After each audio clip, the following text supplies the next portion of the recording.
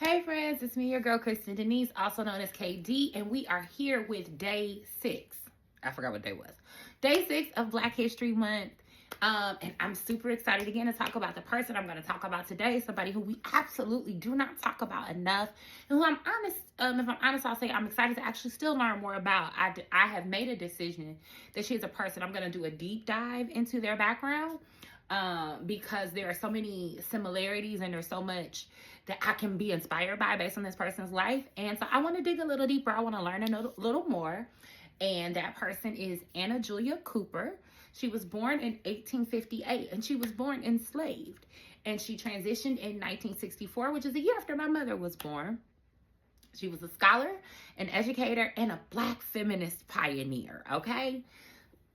I'm in it to win it, right? So Anna Julia Cooper, she was a trailblazing scholar, educator, and activist, and her work laid the foundation for Black feminism and the fight for educational equity.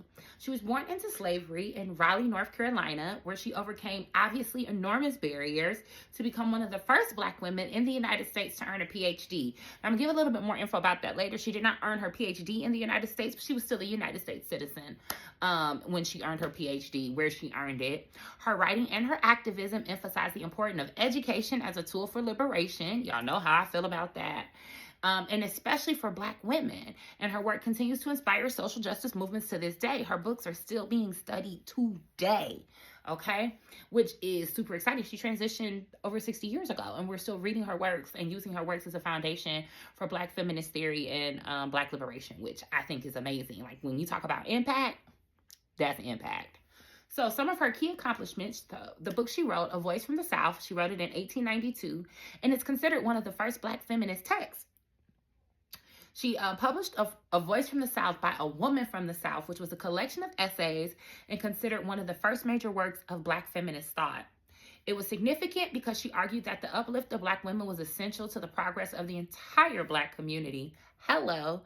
She challenged both racism and sexism, critiquing how Black women were doubly marginalized in society. So she definitely talked about intersectionality before intersectionality was a term, because it wasn't just about being Black and it wasn't just about being a woman. It was how do we live in the world as both.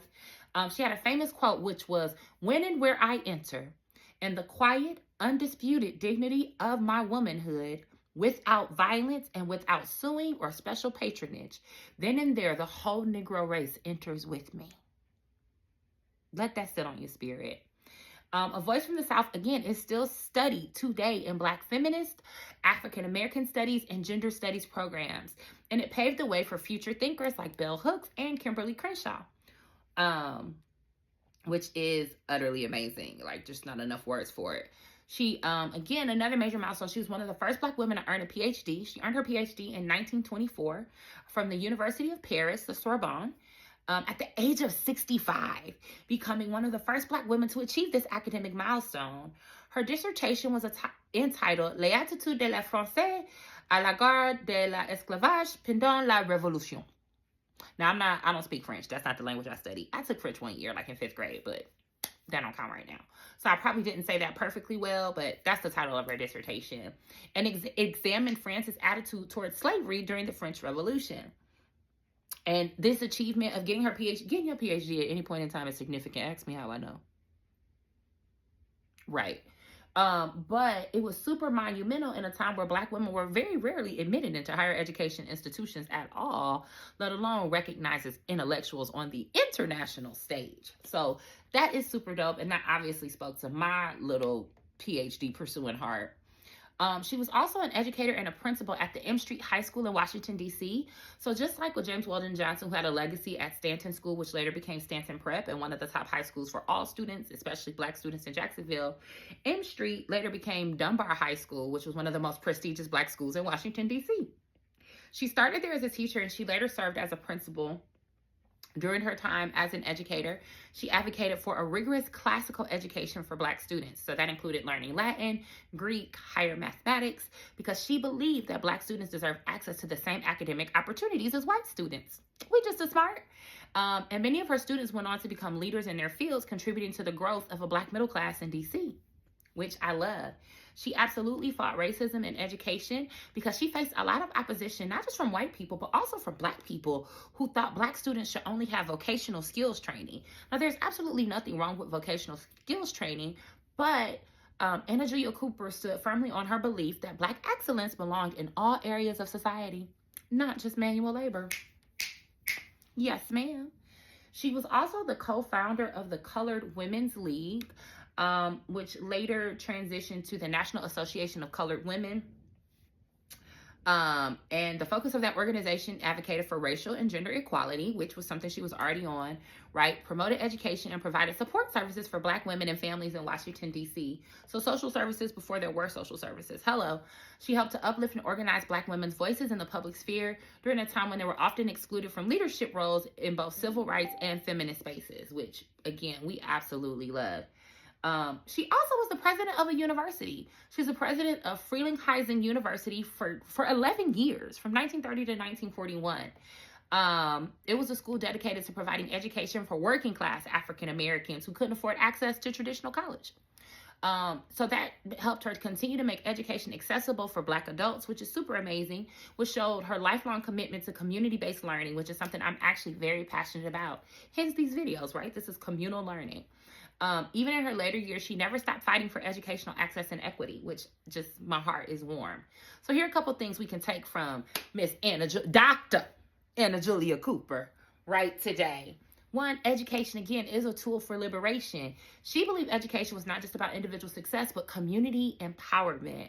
And so her legacy reminds us to, one, invest in education, both formal and informal, because it remains a powerful tool to combat inequality. It does. And then fighting for equal access to quality education is still one of the most important social justice issues of this day.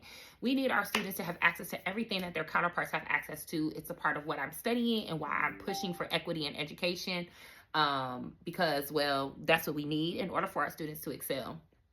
She fought for intersectionality before it had a name. She was always writing about the ways race, gender, and class intersected to oppress Black women in particular.